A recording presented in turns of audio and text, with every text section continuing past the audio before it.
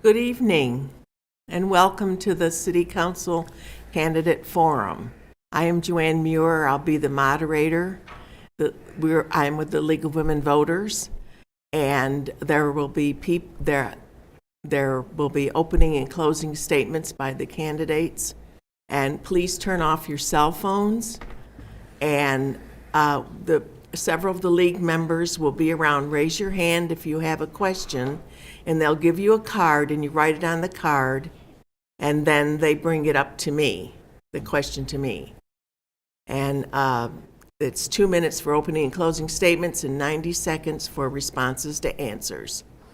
And our phone number is down there on 405-762-6613. And Pat Mullins, a leaguer, is out in the lobby monitoring the phone. You can text or call. Thank you. And we'll start with the coin toss. Dr. Harden won, so Dr. Harden. Call me Tim. That's okay. Tim, okay. So I'm Tim Harden. I have lived here in Stillwater 7 years ago. My wife and I moved here with the intention of this becoming our forever home. We have purchased a home, and this will be our forever home unless something happens family-wise that we can't plan on. I have three primary areas of background. I was an engineer. I was educated at that little small school down in Norman, which we won't mention. Got a bachelor's degree in industrial engineering there. I worked for a major international airline. I've been a small business owner for about 15 years, and I've been an educator. At the age of 50, I decided to go back to college and get my master's and PhD in computer science at the University of Louisville. And I joined the faculty there and taught there about 6 years, I believe. And 7 years ago, we moved here for me to join Oklahoma State's Department of Industrial Engineering and Engineering and Management. And my wife, I dragged her here. She's a pediatrician. And with those three backgrounds of corporate, with engineering, and with corporate, with small business owner and educator, I think I've got a lot to offer to the city. And like I said, this is our forever home. We look for being here and making it a good place to live. Thank you. And they will hold up signs, the timers. I forgot to mention this. They will hold up signs with 1 minute, 30 seconds, 15 seconds, and then stop. Did they forget for me? Yeah, that's okay. Okay. And in your questions, no personal attacks, please. Okay. Nathan. I'm Nathan Brubaker. I have been here in Stillwater for 8 years. I've been working in Stillwater for 10 years. My life has been in education. I've spent 30 years in the classroom teaching middle school and high school career tech classes, pre-engineering, engineering, manufacturing, communication, a variety of classes from drafting to robotics. So a lot of different courses there. 10 years ago, I was hired here at the state agency to come up and teach teachers how to teach. And so I've been with the agency now for 10 years, working with teachers and teaching them how to teach and do those things. Background in a wide background in a variety of things, just from my teaching experience, but also have done small business and nonprofit stuff for a long time. So I'd be honored to be your new city council person. Thank you. Yuki? Hello, I'm Yuki Clark. No relation to current councilor Kevin Clark. Please do not be confused by that. So I came here to Stillwater about 5 years ago as a student, like many come to Stillwater. As soon as I got here, I fell in love with Stillwater. It's my favorite place in Oklahoma, and I really got engaged with the local community, getting involved with organizations and nonprofits best I could, and working towards a bachelor's in marketing. Now couple years after I've graduated, I'm working as part of the marketing department of the OSU Alumni Association, and I really want to work towards making a better Stillwater for everyone, since this is a place I love and I want to have others love it as well.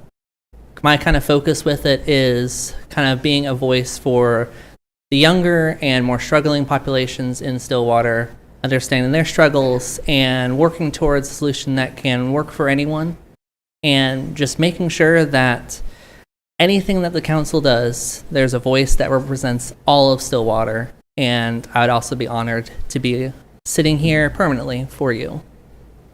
Thank you. Okay, the first question, we'll start with Yuki.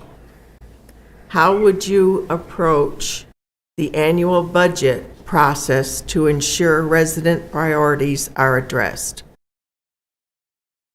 So I really do like what the city already does with having the online tool that you can play around with, seeing how everything balances out.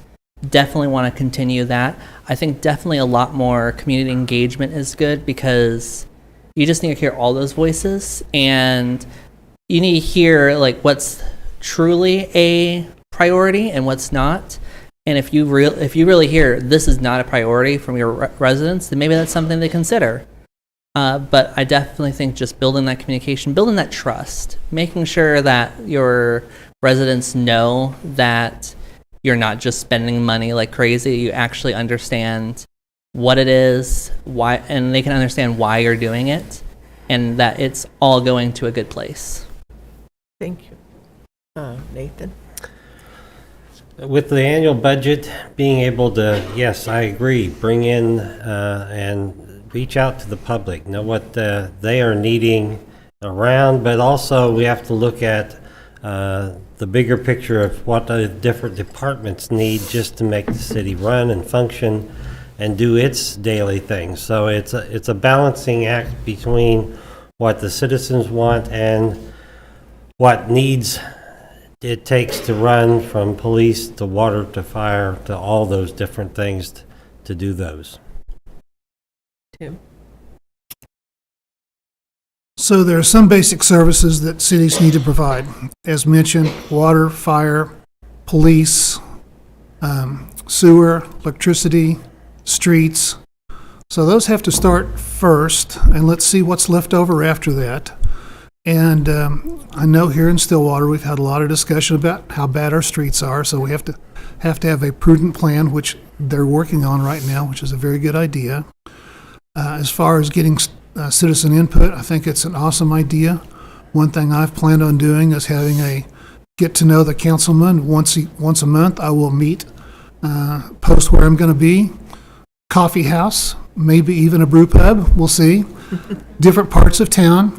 Come meet the council person, and let's talk about it. Let's find out what your inputs are. But I really want to have community input. Thank you. Okay. Nathan, we'll start with you. What is your position on proposing legislation to allow cities to receive property tax revenue for city operations? I'm all for us watching, following, and being involved with legislation. It's something that we have to do. We can't turn a blind eye to what's going on at our Capitol. We need to be involved with that all the time, as far as watching legislation and what's going on. Being able to put forth whether property taxes are coming back in here. To do something like that, we're also looking at, if I'm pulling off of property taxes, we're pulling off of money that's going to the schools and different things in the county. So we have to be careful. I'd want to know more about what whoever wrote the question proposes for doing that, but I am all for doing legislation and moving things forward. Tim? I think the current funding model is actually enshrined in the state constitution. I would have to check on that. I'm not a lawyer, but I believe that we would have to have to do a constitutional amendment to the state to enact that. I think it's a great idea. The city of Stillwater is hamstrung because roughly 1/3 of the property in the city of Stillwater does not pay tax. That includes city property, that includes university property, that includes the Greeks, includes schools, includes churches. And so when we have a property tax increase here in the city of Stillwater, it falls on the 2/3 of us that are not nonprofits. And so that's a huge issue, and that's something that really hamstrings the city of Stillwater. I would be all in favor of it, but I'm suspicious that it's going to take a constitutional amendment. It would be very hard to do. Yuki? I agree that opening up those revenues would be good, but I also concur with both of them on the fact that we have to see where that money is actually coming from, if it's taking it from anyone, and the actual process of how they get it. I would also like to see different revenue models, because and currently all it is all we have is sales tax. That's what the city can really pull from for most of what it can do. So I think we need to see what other options there are. Property tax is definitely one, but no matter what, as long as it doesn't hurt your average person too much, we need to figure out more revenue, because otherwise, I mean, we've already had these discussions for years upon years on how tight our budget can be and how much we can get. So we need to diversify in order to actually be able to grow and succeed as a community. Thank you.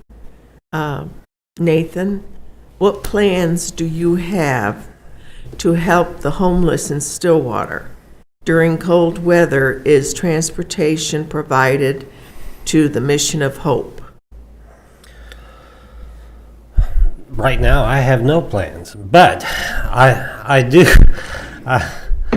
do know we work with Mission of Hope, and I know that we had a prayer request come into our church just this last week about Mission of Hope. They're really seeking new property. They want to expand and grow. They want to be a larger place where they can handle and work with more people and be able to, in these weather times, be able to bring more people in and work with them. So it's a matter of those other bodies in the city finding and locating places for them to expand, as well as looking for the dollars to help them renovate whatever they may be doing. But being able to work with them, I believe, is a big deal, because it does meet a need in our city. Thank you. Yuki? So helping our homeless population is a pretty multifaceted issue. Helping a Mission of Hope is definitely important. They want to expand. We definitely need that shelter space so they have a place. In cold weather, we definitely need to see if there's other places that can be opened if Mission of Hope happens to be full. And for transportation, we have only one bus that would go near it currently, which is the Scarlet route, which currently will only run until 7 p.m. and does not run on weekends. So we definitely would need to partner with churches or OSU Transit or whatever we can to make sure that that transit is actually available for people, because otherwise people get cold on weekends. We can't not just have a bus run if people need to get somewhere to stay warm. And that's going to take a lot of grants, working with not just Stillwater organizations, but state organizations to see what can happen, and also making sure that those resources for long-term recovery, no longer having to be homeless, those are met, so that it's not, we aren't expanding for the Mission of Hope or anything, for the same people, that they can find their next step. Thank you. Tim? One more time on the question, please. What plans do you have to help the homeless in Stillwater? During cold weather, is transportation provided to the Mission of Hope? Okay. So what plans do I have for the homeless? I'll come back to that. Is transportation provided? I don't think it is right now. As Yuki said, I think the bus routes stop early in the evening. But I think that would be a very easy thing to particularly address. Churches have vans, churches have buses. And I would think that a number of churches would say, if you need a transportation to a warm place, here's the phone number, call us, we will get you there. I think the private sector could handle that pretty easily. As far as the homeless, that's another issue. We talk about the homeless as a homogeneous group, and that is not a homogeneous group. There are many reasons for homelessness. Some people are down on their luck, they've lost a job and don't have a place to live. Some people have drug issues, some people have mental health issues. There's a lot of issues there, and to attack the whole problem of homelessness, I firmly believe that you have to deal with each person one-on-one to find out what is their situation and what can we do. I don't think there's a blanket fix for the homeless issue. Thank you. Tim, we'll start with you. Any ideas on how to reconcile the need for infrastructure improvement and the lack of an adequate tax base for Stillwater? Whoever wrote that, if you've got a great idea, I'd love to talk to you. That comes back to what we were just talking about. The city is stuck with this funding model of real property taxes can only go to reduce bonds, and sales tax can only be used for operating funds. And we're stuck with that. We have to deal with it. At some point, we're going to have to find a way to probably increase property taxes to do a major street improvement situation. I know we have a street improvement plan. I believe it comes in that they look at the streets every 6 years and they go through street by street, block by block, and identify which ones are in the worst need and rank them and go back and work on those. And that's the priority system as far as what it takes to get our streets back in order. I also understand with our current funding model that using that street improvement plan, we have 65 years before we get all the streets looked at. So we have a problem. Yuki? So yeah, definitely we concur with that, is that we have limited resources what we currently can do with our tax base. So part of our options are grants, really trying to find those dollars, see if there's anything that can be brought in. But maybe also working with developers as we, especially in downtown and other places, as we build up, maybe there are ways that we can kind of partner, work with these developers saying, hey, you help with the street that you're going to be adding more traffic to, we'll give you X, or kind of figure out what options there are. Because, yeah, we have over 60 years worth of roads to fix. So I think really working with those developers, really working with anyone who's working with those, with our infrastructure, that we should see if we can have them help cover the cost and work with them to make sure that we can all benefit in the end. Nathan? 65 years to catch up on roads. That's a long time, and it kind of goes back to our first questions about budget. You know, it's that balance in our budget. How do we move money, and what becomes the priority? What is the main thing? So how do we do that? And there aren't easy answers. There's never easy answers when doing budgets and trying to fix what needs to be fixed. So it's one of those that we have to work at it, and it's I mean, no matter who gets elected, there's other people up here and they'll all have their own ideas, and we're all going to have a different idea. So the manager's got a different idea, so it's a matter of trying to come together and figure out how we can do it the best way to get what needs to be done and make those priorities and get them done. And I'd love to be able to move faster on it and do some other things with it, but it is a matter of priorities. Thank you. Tim, we'll start with you. What do you think Stillwater can do to create more affordable housing?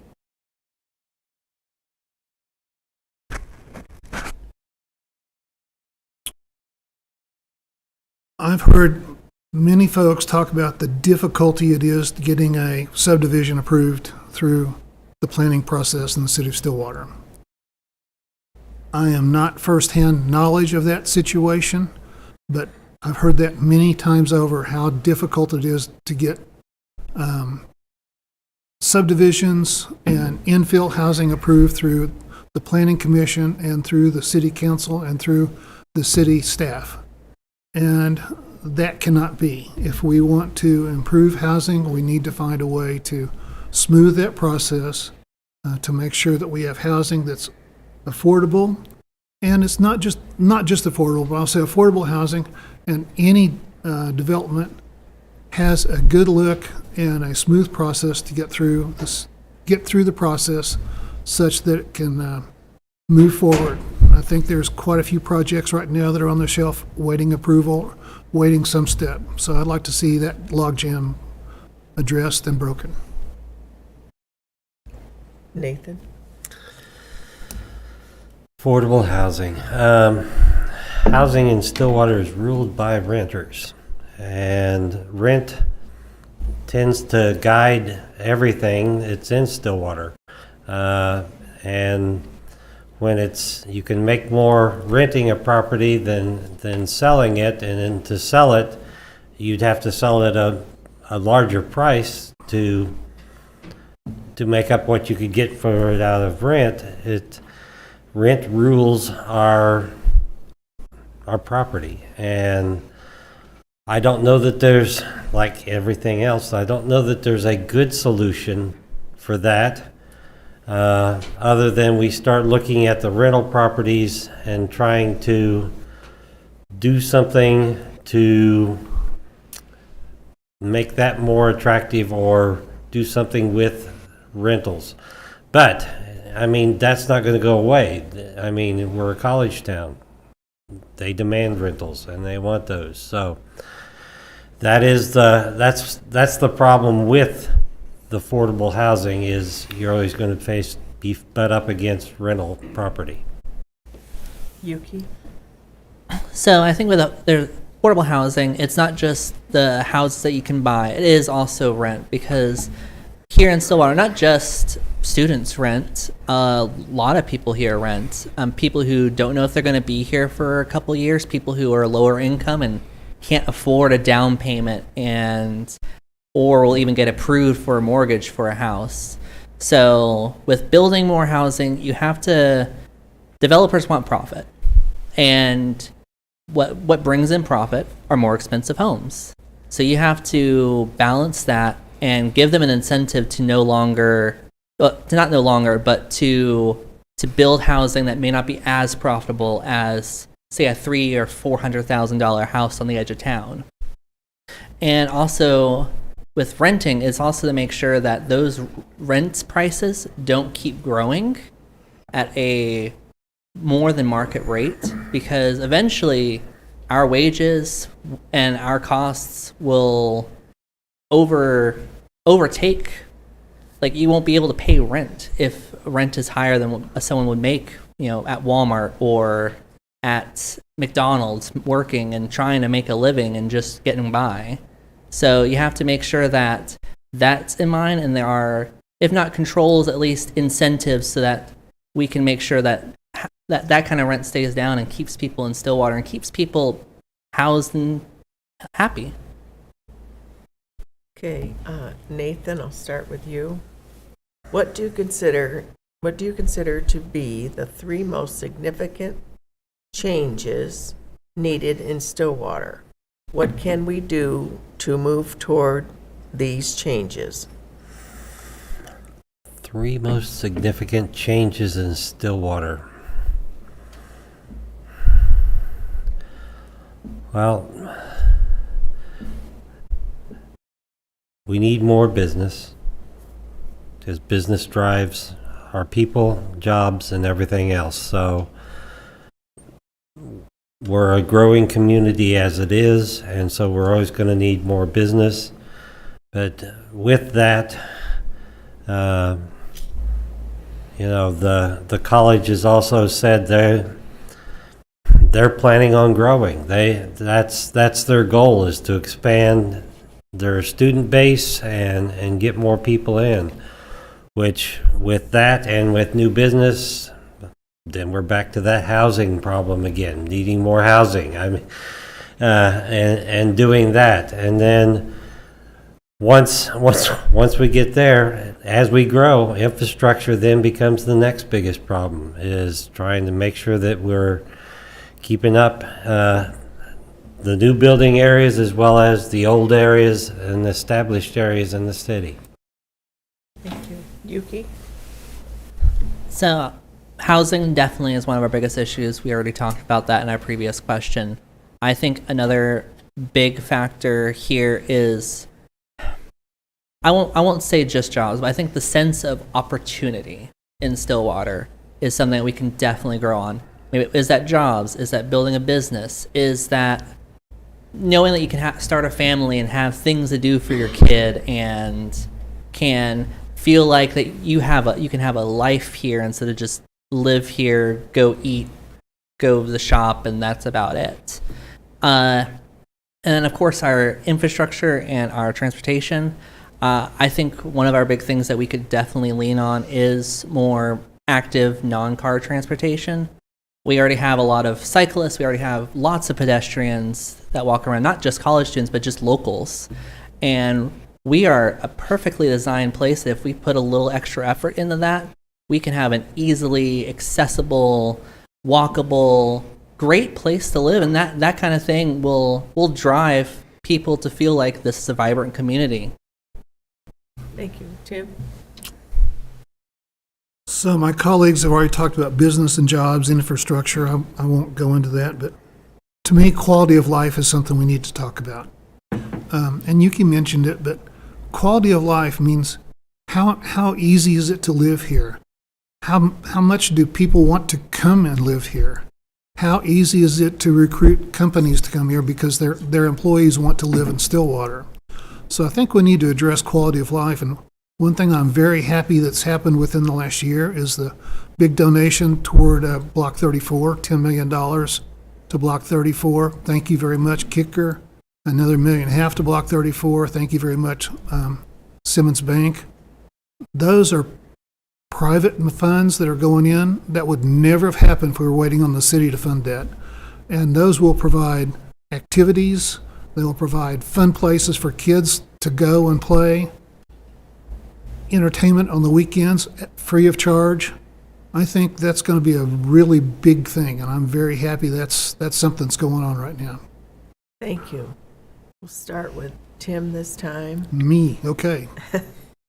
As Stillwater's population increases, the lack of the ability to tax OSU, do you have any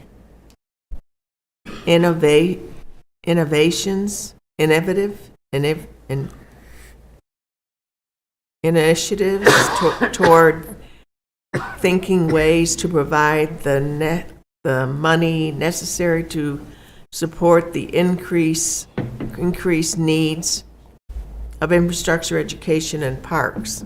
Oh, okay. I hate to say it, I'm going to have to ask you to repeat that one more time. Yeah. Sorry.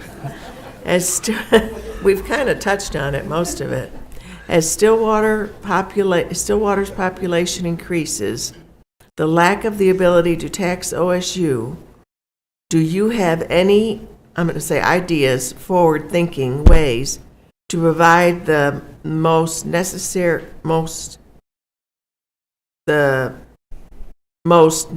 measure to support the increased needs in infrastructure, education, and parks?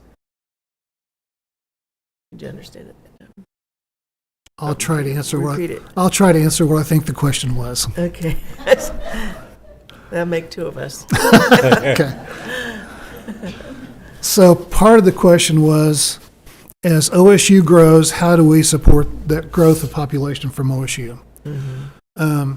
As I mentioned before, we don't tax anything owned by OSU, and I believe that's actually set forth in that there were Supreme Court decisions many years ago that one government entity cannot tax another one. So I don't think there's much we can do about that.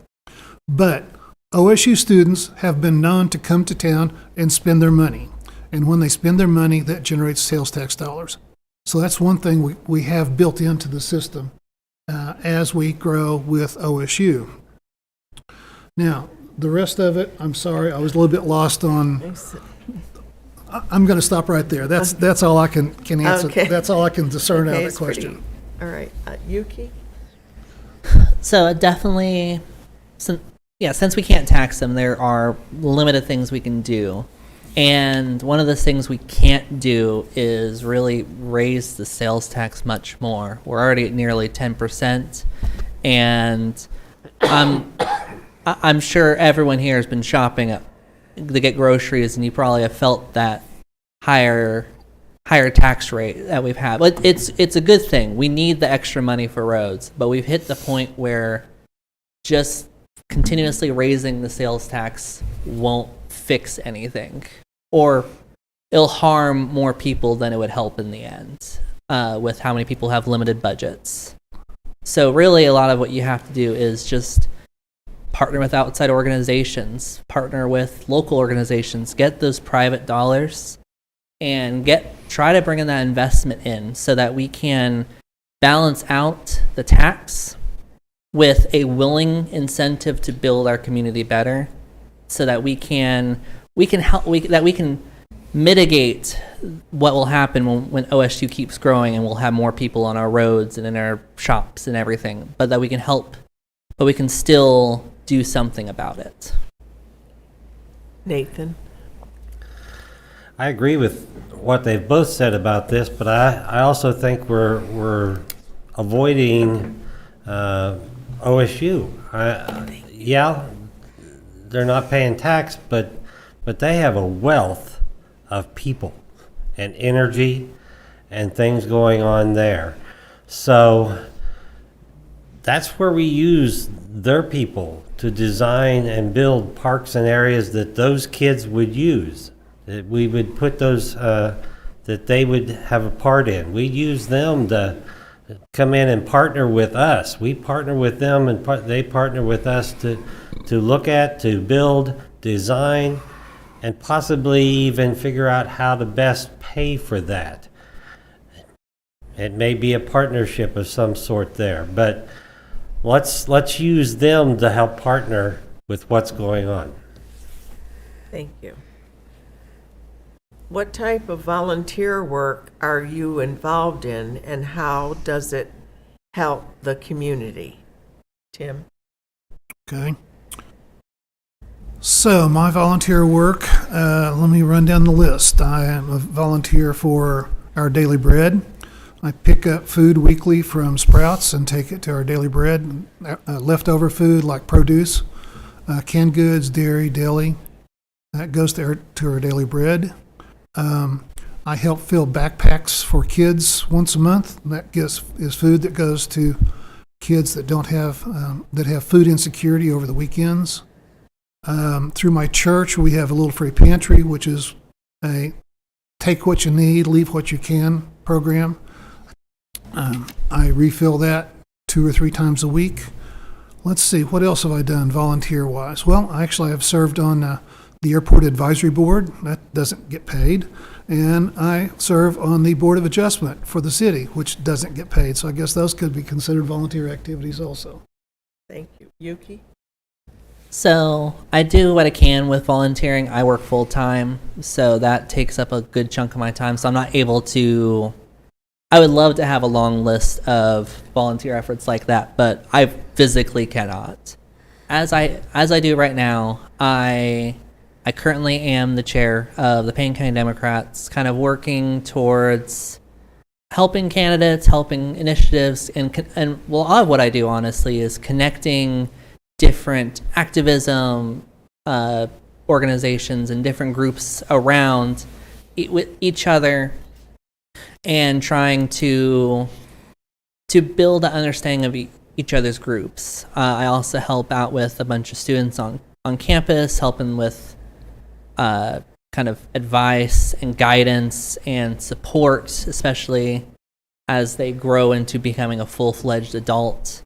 I I am a member of the Sister Cities Council, which is a Stillwater City initiative to kind of work with a partnership on with our sister city in Japan, Kamioka. And I previously, before the pandemic kind of shut it down, I was also a member of the Bicycle and Pedestrian Ad Hoc Committee, back with our previous city engineer, trying to make sure that a lot of what I mentioned before about transportation and active transportation is always a part of every city plan. Thank you. Nathan? I too have a full-time job, but I am very proud of, I work at Career Tech, and we were in the top 10 donating to Payne County United Way. And we have a very active United Way campaign within our agency that it seems like it's a 2-month stretch that we have all sorts of crazy things going on. We really do. You need to come and join, or at least come to the auction every year, because there's a lot going on there with that. Outside of that, my wife does run a nonprofit here in Stillwater, and so I am active in that sometimes, whether I want to be or not. And then I do take part in my church activities too. Thank you. Thank you. We'll start with Nathan. Given recent spike in crime, how do you see the council assisting in addressing this issue? Goes back to our early question about budget.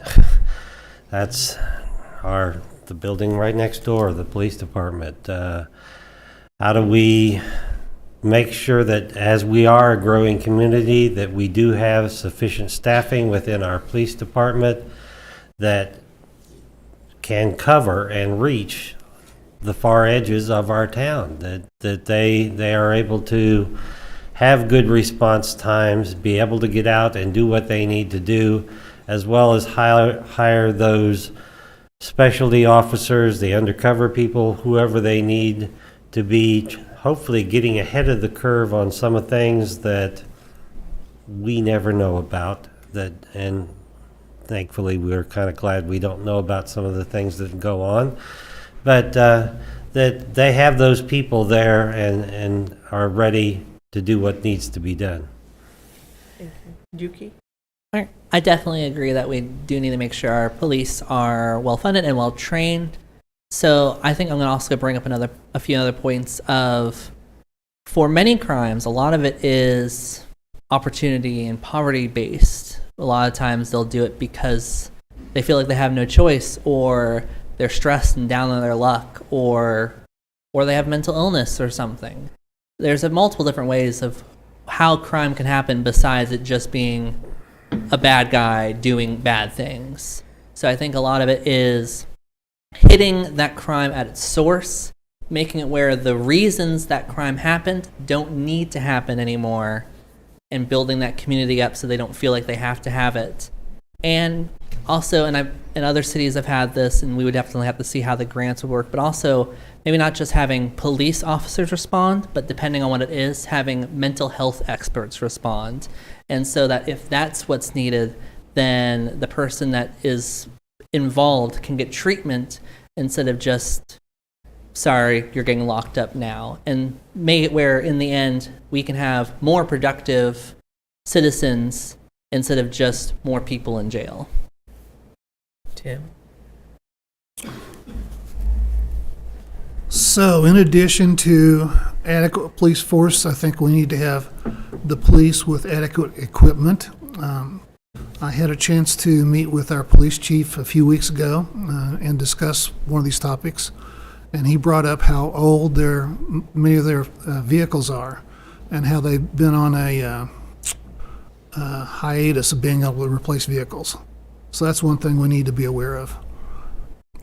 The crimes of opportunity I totally agree with, but I think a lot of crimes also are drug related, and so we need to have some response there. I recently heard that the dial 9888 number, used to be 911 for emergency, dial 988 is an intervention program for people that are in crisis. And the police use that now, and they actually provide folks that are not police officers to respond to some situations. So I think that's a great thing. I don't think it's been fully staffed yet, but hopefully it will be. Believe that was provided by the state, and that's one of the great things the state has done. Okay, we'll start with you, Tim. Okay. Think outside the box. Where could we go for new money that is not available now?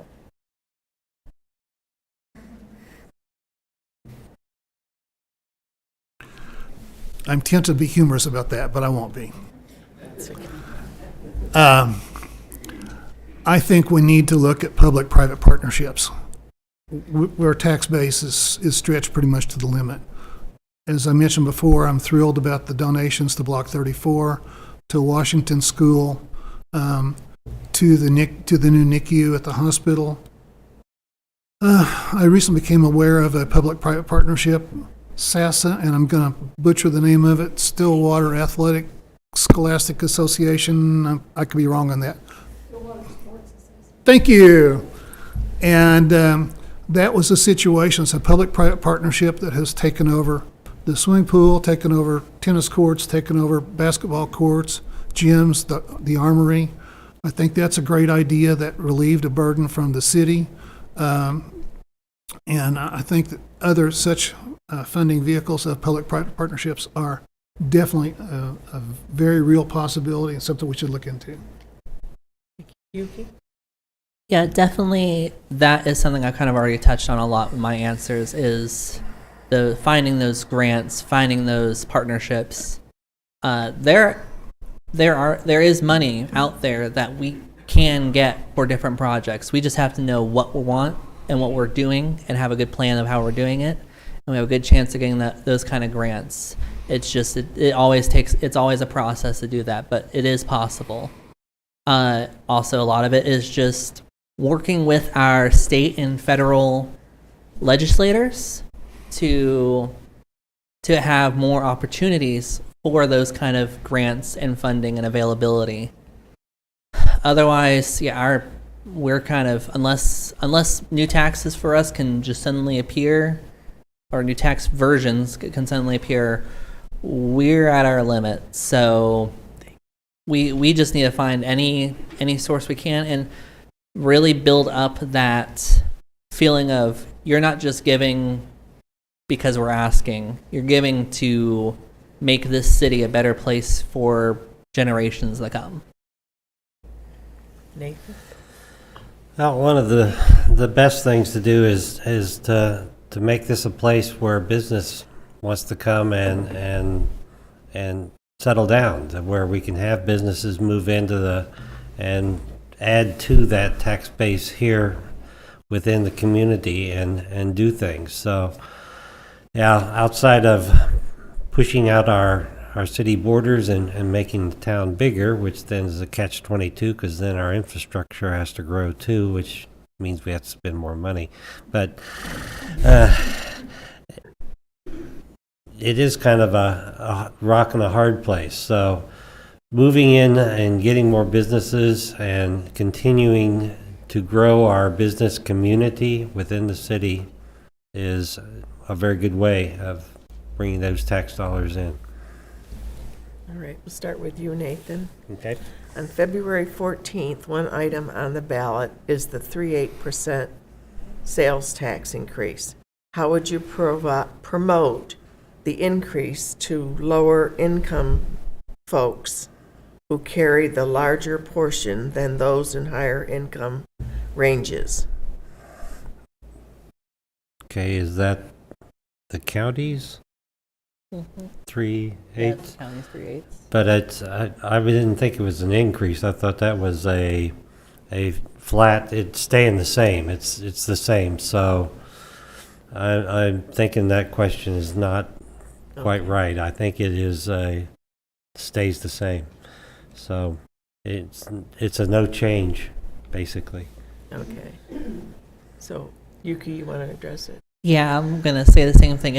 Since it's already existing, it's a pretty easy pitch of just, let's keep it going. This is a vital area of funding that they're already used to and been used to for years.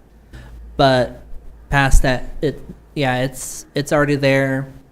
We should keep it because that is a vital source of income for the county and helps a little bit with us too. So, yeah, it just keep going. Thank you. Oh, thank you. You want me to answer that? Yeah, if you want to. Sure. So the 3/8 cents is a county sales tax. It is renewing an existing sales tax, which, as they've said, is not a tax increase. It's renewing an old sales tax. It provides for fire protection. It provides for protection for the county sheriff. It provides for there's funding that goes into the not the Agri Center, but the conventions, that thing out. Thank you, Expo Center. Thank you so much. And it does provide services for everybody in Payne County. And there are a lot of folks in Payne County that deserve fire protection, that deserve sheriff's protection. So I think it's critical that it be renewed. Oh, it also covers roads, and roads are a big deal in the county also, in case you haven't driven outside the city limits lately. Oh, yes. Oh, yeah. Okay, Yuki, we'll start with you on this one. If the road issue is this bad, what are we going to do about ensuring the city's water supply? Isn't that a big problem? Though we don't seem to be talking about it as much as streets. Well, roads are talked about more because everyone has to drive on them, use them every day. But the water issue is currently being addressed, and we are trying to find the grants, and we do have grants for that, especially trying to repair and keep going our main water pipe out to our primary reservoir that, gives our city water. But with that, with our current infrastructure, it's kind of making sure that we keep thinking about it, keep talking about it. The staff are going to be aware of that. The city engineers are going to be aware of that. And if there is new road work, especially if it's private, we need to make sure that we have a partnership with them to, if the water infrastructure next to the road they're working on or the property they're working on is in a state of need, that we partner with them and make sure that it's being fixed and that it can be repaired, and we can keep up with our water infrastructure with that. Nathan? Yeah, roads are bad, but yes, water is a big deal too, and it's big in that, we need more supply to come in, but it's also big in that because we've pushed out north and south here in Stillwater, is making sure that we have the pressure we need all the way out into the homes as well as to the fire lines to make sure we've got what we need, because we need that. The proper pressure and being able to have some of those things out there allows us to have a better insurance rating as far as fire and insurance, those things. Okay, Tim? So the line that provides our water supply from Caw Lake is over 40 years old. And it is such that we cannot shut it down to inspect it. So we really don't know how good or how bad a shape it's in. They know of leaks they've had, but there's really hardly any way to repair them. There is a plan to build a second line from our water treatment plant over to, I believe it's Lake McMurtry or Carl Blackwell, one of the two. I'm sorry, I don't remember which. That would put water into that lake and would be used as a reservoir for opportunities to take down the main pipeline so it can be at least inspected and potentially repaired. The city has an agreement with Oklahoma State University, Oklahoma State, to provide water to the city in an emergency situation. Unfortunately, that emergency level of supply that they can supply is a winter supply level with no irrigation, no major fires, and hardly any cooling towers running. So they could provide a little bit to us, but we are in a situation where we need to look at it. There is a process for grants. Some money's been set aside and has been found for design of this alternate pipeline, and we need to keep our foot on the pedal to keep that in the process to make sure we don't find ourselves without water here one of these days. Start with Nathan. Stillwater Planning Commission, I guess, has approved nearly 100 dispensary licenses with recreational marijuana. Do you anticipate a large business turnover in the next few years, or will Stillwater become the marijuana capital of Oklahoma or some other option? Well, if you've paid attention, we have lost a few, just attrition.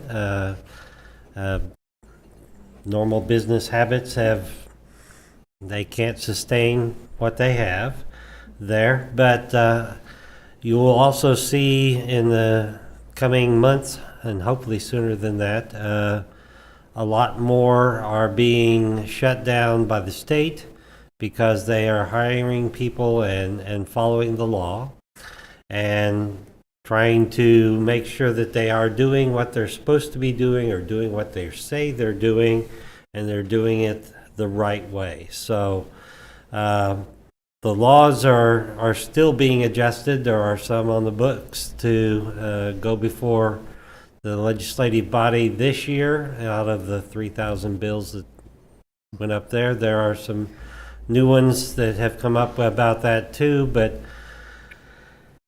it's an ongoing process. So it is taking place. Our police force here are willing to do whatever it takes to enforce.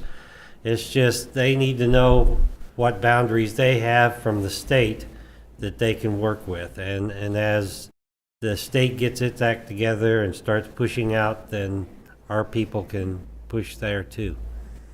Thank you. Yuki? Just make sure that question say recreational, because that's not legal yet in Oklahoma. Recreational marijuana. Okay. So I'm just going to say that recreational marijuana is not yet legal in Oklahoma.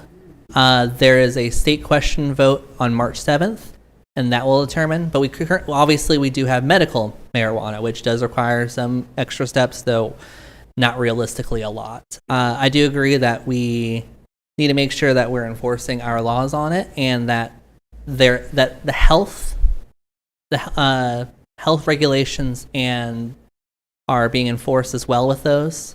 But it's a new industry, just kind of like how tech was 20 years ago.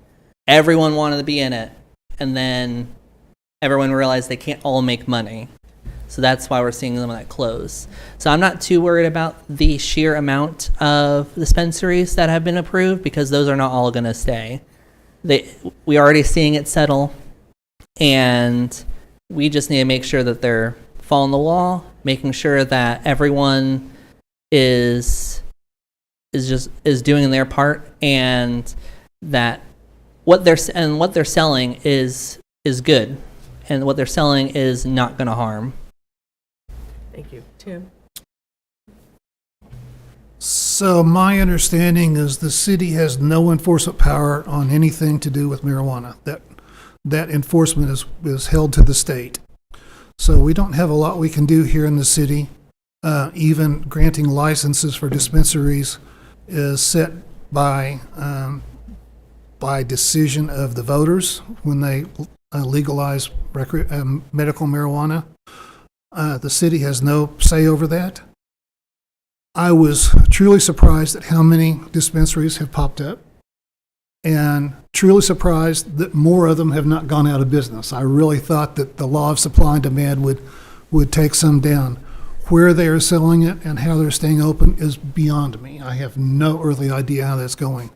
But as far as enforcement, that's up to the state. If we're not happy with the enforcement of the grow operations and with enforcement of the distribution operations, we need to talk to our state legislators, to our governor, to work on stricter enforcement. And I totally agree, there's a lot of, there's been a lot in the news of grow operations staffed by folks that were not in the country legally, and so those need to be reviewed and potentially shut down. A lot of medical marijuana grow licenses have been issued to shell corporations also, and held in an Oklahoman's name, but actually held for somebody outside the state of Oklahoma, which is in contravention of the current law. So I think we need a lot more enforcement, but again, that falls back to the state. Okay. Well, this is another one on marijuana. Oh, We'll start with Nathan. If recreational marijuana is legalized as of the vote May 8th, what do you see as both benefits and the concerns?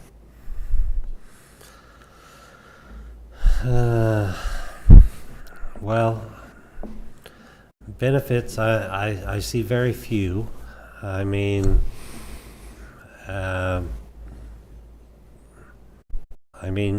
it's no longer for medical reasons now. It is purely recreational, and when it gets into that type of stuff, then you're going to see same thing you have with recreational alcohol or anything else, that then it becomes a problem with our city police department as far as policing that. How do we make sure that things aren't out of hand, that they're not publicly intoxicated, driving intoxicated, those type things. So it becomes,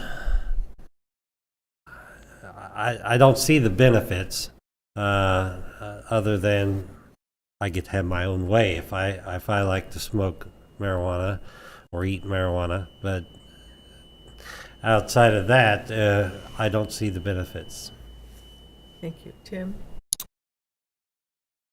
well, the one benefit that has been discussed in legalizing medical marijuana or recreational marijuana is that it will increase sales taxes and will increase income.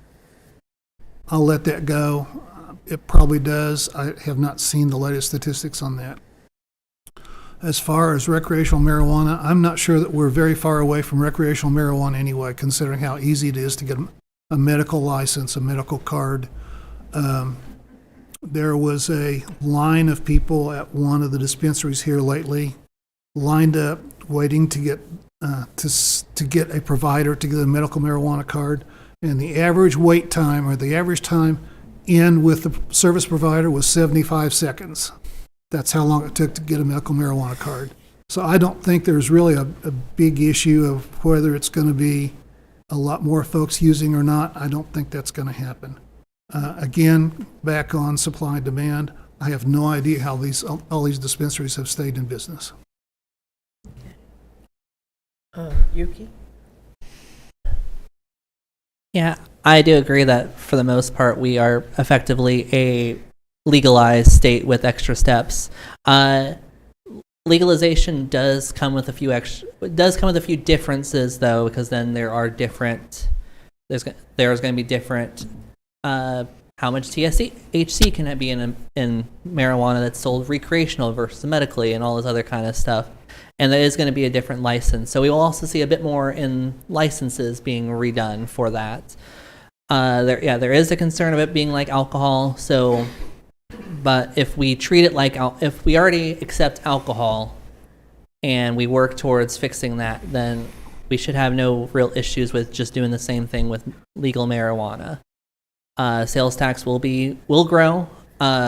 States that have had full legalization of marijuana have seen massive booms in their tax revenue. I don't know if we'll see that as much since we're kind of starting to get late into the game of the legalization of marijuana. But I think another thing that'll be good is just there'll be less worries of charging people on these on these marijuana charges if they don't have their cards or anything, if it's legalized anyway. I feel like that would open up police manpower to other more important areas of even just marijuana. And we don't have to worry about enforcement of just having it or worrying about what people are doing with it, just that they're not going to harm anyone else while doing it. Thank you. Nathan? I already did. He's already answered that. Have Yeah. you? Yes. Okay. On the last one. All right. Did I answer that one? Yeah, you Yes. did. Okay. Yeah, On you the, did. on the Thank last you. one of this. Okay. Okay. Yuki, how do you feel about community events and programs that promote diversity and inclusion, such as Pride and Booker T. Washington School Project? I mean, it's very important that we show that. People learn when they realize there's people that are different than them around. People open their worldview, and we can't ignore that people like that are around. I mean, we have a major university in our background. There are going to be Muslim, international, Asian, gay, whatever students, and we have those people that just live here in Stillwater as well. And so promoting that, having that understanding makes us a better community. It makes us a more united community when we realize that that person isn't just trans or black or whatever. They are a person, they are my community member, they are a friend of in my own city. So the promotion of that is very important and will always be important. Nathan? I'll take the opposite view. I do not think that's a city thing. I don't think that's something that we should be involved with. That's more of a social issue that should be handled elsewhere. But as a city, I don't think we should be dealing with that. Tim? So a couple of things there. If an organization wants to use the city park for a function, I think they have a right to use the city park for a function, regardless of what the organization is. Yuki's been pretty eloquent in recognizing diversity, and I totally agree with that. I'd like to talk about the Booker T. Washington School for a second. That is a school that represents a community that was here and almost wiped out some 20 or 25 years ago. And I believe that it's awesome that somebody's donated money to acquire Booker T. Washington School by the city, and it will have to be refurbished. And I was asked the question in the paper, what do I see about that? I believe the community surrounding the Booker T. Washington School and the survivors of that group need to decide what that school should represent. I don't think the city should have a whole lot to say about that besides keep it between the rails. That should be a place that the community recognizes in an appropriate way, whether it's a museum, whether it's a community center, whether it's a gymnasium, whatever. I think the community representing the Booker T. Washington School represents should make the decision on the direction for that to go. And by the way, I understand that there's no additional city funds dedicated to that. That's perfectly fine. There will be some grant opportunities to raise some money to finish that. And we also have the issue that it's in the floodplain. I'll discuss that another time. Thank you. Nathan, we'll start with you. Sure. What are your plans for assuring Stillwater citizens have adequate opportunity to provide input on issues or concerns to you? Well, get one of my business cards. It's got my number. Call me. That's one of the things, is open communication. Being able to have a line that you can speak to me and get answers, but citizens need to be able to speak to their council, be able to voice those opinions, and we need to be where we can keep track of what's being asked, what the complaints are, what are the good things going on in town, where do where do we want things done? But that's part of being a citizen and helping the city move in the direction they want it to move. Okay, Tim? I am fortunate that I am retired, so I do have some time to do things like this. I'm involved in volunteer programs, and that puts me in touch with a lot of folks from a lot of different backgrounds. I welcome their input. I think I mentioned earlier that at least once a month I will invite folks to come to a place somewhere, whether it's a coffee shop or, smilingly I said, a brew pub, and come meet your city council person. In addition to that, I really think that it's critical that we have people out in the community. I am involved with, tonight I went to a program that's kicking off Healthy Communities, Healthy Children. And I will be a part of that. The idea there is to find a way to provide affordable child care to the entire community. And that's something that's really critical that we really need here in Stillwater. It's very difficult for a single mother with 2 children to get a job and to keep a job or to even go to the doctor. So that's something that I think is critical. I'll be involved in that as that program goes along, and we'll see what happens with it. But I tend to stay involved. Thank you. Yuki? I think another thing that would be really good, and something I want to be, is just be visible in the community, and just wherever I am open to discussion, open to talking, as well as having time set aside for people. I think our representative, state representative Trish Ranson does a good job of this, where she'll have her own, coffee with Trish, but also she'll just be everywhere. You can just run into her at Walmart and talk with her, or she'll be at this function, or she'll be at this event.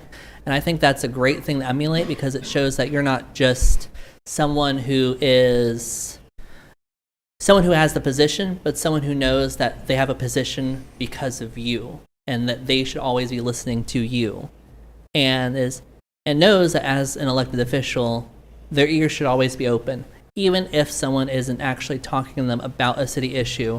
Just hearing if they have anything they're chatting about, and realizing, oh, this is an issue that we can talk about. So I think just always being out in the community, being open, being ready to talk, and just listening and making sure we have a pulse of the city. Thank you. Please, Yuki, we'll start with you. Please give your thoughts on the report on city parks done last year by an Oklahoma City consultant. I'm not very familiar with that since that was last year and doesn't sound like it's from us. I do know we have a variety of parks, and some are very good, and some are just literal grass, which is fine. We do have some ways to go on what we do, but I think we have a very good balance of our parks, especially with the activities and recreational opportunities we have, especially with the new park and like the new playground in Strickland Park that's very open and accessible to everyone, as well as all the opportunities for sports and just any other types of activities. And just honestly, a lot of it also is just nice green space. We just need more green space is always good. So while sadly I cannot specifically answer that question, our parks, we can improve our parks, but we have a good starting point for where our parks are right now. Nathan? I don't know anything about what they're talking about either, but I agree. I think we need green space. Green space is always good. I think it needs to be planned with every new section that we're building, that as we try to expand and build new community areas, I believe that green space needs to be built into that. That's just something that needs to happen. So, and we have green space out there. Some of, like she said, some of it is just grass and maybe a bench, and could use a little extra, but we do have green space out there. Tim? when you read that, my eyebrows shot up like, oh my goodness, what? I've heard about this somewhere. Let me see if I can dust off my brain. I seem to recall that part of that report was talking about we have lots of parks, but we don't have a Parks and Recreation department to manage them. And I also recall that report was critical of this. There was something about being critical of the city, and I don't recall the details. But there was even discussion about closing some parks and selling off the property.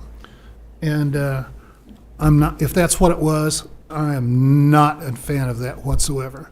And if I'm wrong about what my memory says about that, then chalk it up to a dusty brain. Okay, thank you. Tim, we'll start with you. Okay. What specific training or experience do you have that will enable you to evaluate economic data for proposed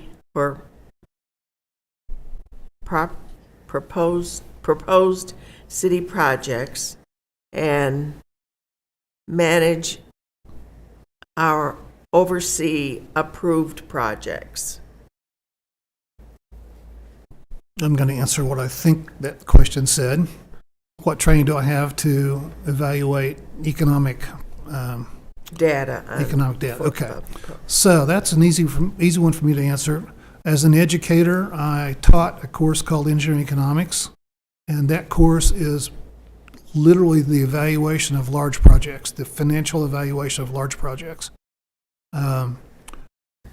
It could vary anywhere from the acquisition of 3 police cars to replace 3 old, run-down police cars to try to have a lower maintenance cost on it, to major construction projects, to something like a water line, the major water line. So I have actually had training, and that was part of my teaching experience at the University of at Oklahoma State and at University of Louisville. Thank you. Nathan? My background doesn't give me large project as far as dealing with budgets and different things. My background, I've been the treasurer for our State Teachers Association for many years. I was the treasurer for that group, but it's a line by line, looking at it every year and seeing where the money's going out and what money's coming in. And so the zeros after it doesn't really make the difference. It's just looking at the items and the things that are happening all the time. I mean, I pursue our state budget all the time. It's just part of my job is to watch the state budget because I work for a state organization. I want to know how much we're going to have to spend in our organization too. So it's looking at those dollars line by line and seeing what's going on. Yuki? Yeah, definitely agree with that. And also, part of my background with business and marketing is the analytics side of it. What does this mean? How can I learn what this means? And also just what the financial numbers mean. So a lot of it is just going to be looking, line by line, seeing what it is, seeing if there's any anomalies with things, but also just making sure that if I really don't know something, I'm not afraid to ask an expert, ask a third-party expert, making sure that what I'm seeing is truly what's going on and there's not something else I'm missing or over analyzing and misunderstanding, and just making sure that I have that extra voice. But in the end, it's just balancing out what we can do and just making sure that we know what we're looking at. Thank you. Nathan, you answered There's that, more right? questions? Yeah, there's one. We still got 15 minutes of this. Okay. Okay. So, a school bond issue will be on the ballot. Are you supportive of the school bond? Tim? In a word, absolutely. I can go into more detail. There's been some discussion about exactly what that bond issue is going to cover. There's been issues with the bond issue since it was announced, that interest rates have gone up, construction prices have gone up, so the scope of what they're going to be able to accomplish with that bond issue is having to be pared back to some extent. But I look at the shopping center on Boomer, which I refer to as the Wall Shopping Center, and anything that replaces that with modern buildings, I think is going to be a really good thing. And that's another one of these that will not increase your tax rates. Yuki? Yeah, definitely agree. I remember when this was first discussed back, or at least not first discussed, when I first heard about the rumblings of this, I think it was 4 years ago. They were talking about replacing the Cimarron Plaza with a better school, which I definitely agree. We need it. Our current school is older. Our current school needs some repairs, and we're at the point where a bigger, better building that's built for a future of Stillwater, more than just today, Stillwater, is a great opportunity. We just have to make sure that those businesses that are left in the Cimarron Plaza, we can find homes for them, that they're not just left in the dust, and we're just like, sorry, we have a new high school, figure it out. We have to make sure that they have a home and that they can continue improving our community by being there. But in the end, this bond is important. Vote yes. It's desperately needed. Nathan? I may be the only dissenting vote, but it's not a complete dissenting vote on voting for it. I have worked in lots of different schools and dealt with a lot of different bonds and stuff, but yeah, I realize inflation is a moving target right now, and that hits construction, but a good bond issue should tell exactly what it's going to do. And if that means they need to chunk it up to where they're only giving you a piece at a time, then that's what they need to do. It really needs to be broken down so that the taxpayer knows what they're getting with that. And it's starting to sound like they can't do it all at once anyway. So let's pick out the main thing and do it. Thank you. Okay, we'll start with Nathan. How do you provide for better communication between Spanish speakers and English speakers in Stillwater?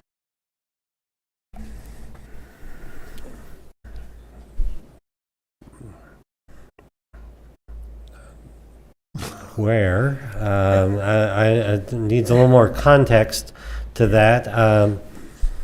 Personally, I haven't, outside of, I work with construction people, and within the construction business, there are a lot of Spanish-speaking folks there.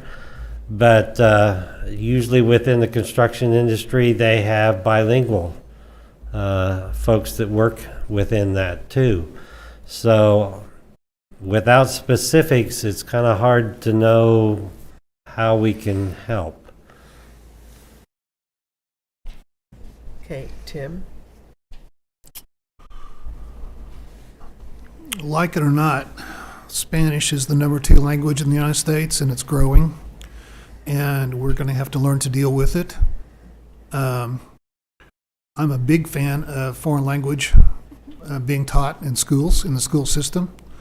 I believe that Will Rogers has something like 14 or 15 different native languages being spoken amongst their students, and they deal with it very well. It's something we're going to have to do. I'm a big believer in teaching Spanish in schools to give students to give people at least a chance to have a modicum of communication. One thing that I did was involved in. Is that 1 minute to go, or is that 1 minute left?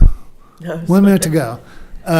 One thing that I did this last couple of years was my Rotary Club was involved in acquiring bilingual books English and Pashto for the Afghan folks that came to Stillwater. And I reached out to various community clubs, and we bought hundreds of books for Will Rogers School that were bilingual, primers, literally colors, numbers, letters, and basic words, dogs, cats, that sort of thing, for the Afghan immigrant population that was going to Will Rogers School. So again, I'm a big believer in language education. English is our first language. That's what it needs to be, but we need to be able to communicate with our citizens. So I think we need to build having Spanish availability for communications, documents, whatever is relevant to be in Spanish. We need to build that into how we communicate. If that is with having bilingual staff in the communications department in the city, so that things that are important to everyone are in Spanish, or it might even be partnering with OSU to see, like in their Spanish department, seeing if there's things that we should have translated so that our Spanish-speaking community can not only understand what's going on, but can still engage with us, even if English is not their first language or a language they speak well. We definitely need to make sure that's part of our community, and we do already kind of do that. We've seen the city and the library do have had bilingual signs and materials before, but we just need to make that a default instead of a secondary thought. And also just know what our Spanish-speaking population wants to see in their language and wants to engage in, so that we can keep everyone informed. Thank you. Yuki, we'll start with you. Projects and ordinances last longer than the term of office and city staff employment. How do you plan to ensure consistent management and statute interpretation over time when new faces are constantly changing? So there's not a way you can fully future-proof that.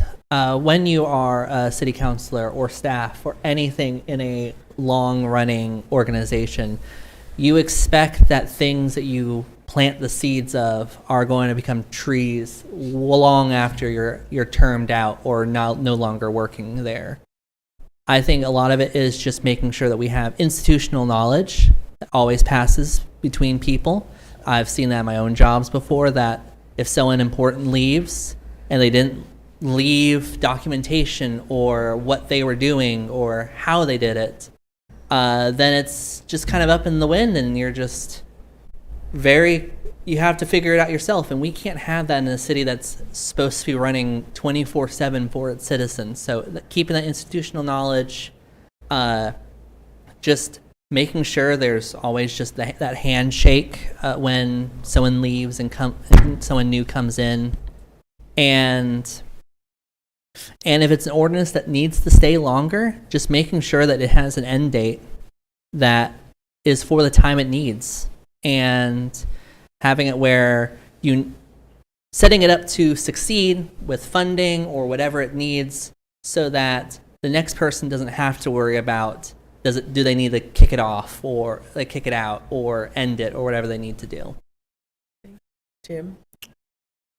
Yuki stole my thunder on this one. So first, I think ordinances need to be clear so that they can be understood, can be enforced consistently. That's one thing we as city council can do.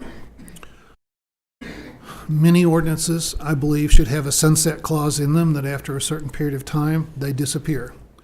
That's a great idea. That's Yuki's thought. Thank you very much. There was a concept that went around management some years ago called the learning organization. And an organization has its own knowledge base. And that knowledge base is very hard to document because it's from person to person to person to person. And there is not a way to really institutionalize that knowledge. I've seen companies try that with flaming failure. And all I can say as city council, the two things we can do is make sure our ordinances are clear, understandable, and if they need to be for a finite period, that they have a sunset clause. Thank you. Nathan? I'd agree with both of those. Adding on to that, in that the thing that you can pass on and make sure that is transmitted is processes and procedures, and making sure that those are in writing. I mean, institutional knowledge is a hard thing to pass on because it is something that they're carrying around in noggins, and unless they told somebody, it's not done. But as much as you can, write down process, procedures, and they can be passed on from one to the next. We have time for one more question. Would you agree shutting down business if there is a recurrence of COVID-19 infections? Did I let you answer that? Yeah, I did. Yeah, okay. Tim? Sure, I'll take that. The way the law is written right now is that the municipalities cannot enforce mask laws or anything else unless the governor declares a state of emergency. So unless and until the governor does that, city council has no role to play there. So if the governor does declare a state of emergency, then we'll have to deal with it at that time, but I don't foresee that happening. Nathan? I have to agree. I mean, that is the law. That's the way it is, and we have to abide by that. And personally, I think that's the way it should be. I think our businesses know best how to run their business and keep it safe for their employees and for their customers. Yuki? Yeah, I'm going to concur. And also, even if we did have this ability to shut down businesses for COVID-19, we're in year 3 of this being around, with vaccines being available for the past 2 years. By this point, if you don't have your vaccine, then that's your decision. But if you do, then that helps with your protection, and it should be up to the businesses whether or not they would shut down for that, and they should decide about the disinfecting and who is not there for their time. So, but by this point, while it is still a concern and is definitely still a problem, it's not like it's gone away. The world keeps moving. And I say that as someone who is very strict about COVID for that first year and a half. Thank you. Okay, we're ready for closing statements. We'll start with Yuki. So, thank you for listening to us ramble on about what our opinions are of different things in the city of Stillwater. I think we have great choices. I think the main thing is just, what perspective do you want to come out there? I know I have the perspective of the younger person, and I've seen the struggling in Stillwater, and I know we have people who work with them up here as well, but I am or was that person, and very close friends with people who are like that. And I want to make sure that our city is a place that anyone can thrive. And as someone who, like I said, is young, who's starting a career here, who likes Stillwater, I want to make sure that our city's goal of keeping young people and growing and making sure we're inviting, keeps happening. And if you agree with that, then I would like to be the young person who gives that opinion and gives that perspective on what we do, because that's important. And the city won't grow without that. So especially with how many young people that come here and make memories and have the city make a lasting impact on that, let's bring in more. Let's Let's have them have have Stillwater have a permanent impact on them. Nathan? It's up to you. I mean, we've said our thing. It's up to you. Vote. You've got choices. Go dig up the dirt on us. Look at us. Inside and out. I mean, good, bad, and ugly. But go vote. That's the main thing. And turn to your neighbors around your neighborhood. Tell them to go vote. But get out and vote. That's where it is. It's up to you. I mean, we've said our piece. Now, you, go vote. Okay, Tim? As I started, I'm going to tell you that, first of all, my name is Tim Harden. Please remember that. I have corporate background, small business background as an educator, which is a three-pronged background, which I think would be very useful for the city. This is my lifelong home. And when I told you we moved here 7 years ago with the plan to be our lifelong home, that is the case. One thing I would like to see the city focus on that we've talked about is the quality of life. Provide a little more entertainment, a little more opportunity for our citizens to have some enjoyment and to try to keep the young folks in town. So I will agree with Yuki on that. So again, go vote, Tim Harden. Okay. Yuki Clark. All right, I need to make an announcement. Could you, the League of Women Voters of Oklahoma has a State Question 820 forum scheduled for February 7th at 7 at OCT Tulsa, and it will be live streamed. And also, I want to thank everyone for coming. We really had a real good turnout. And you can vote early next Thursday and Friday at the election board in the Gloria Hesser room from 8 to 6 p.m. And then the regular voting is February 14th at your precinct. So thank you all for coming, and have a good evening. Thank you all for coming.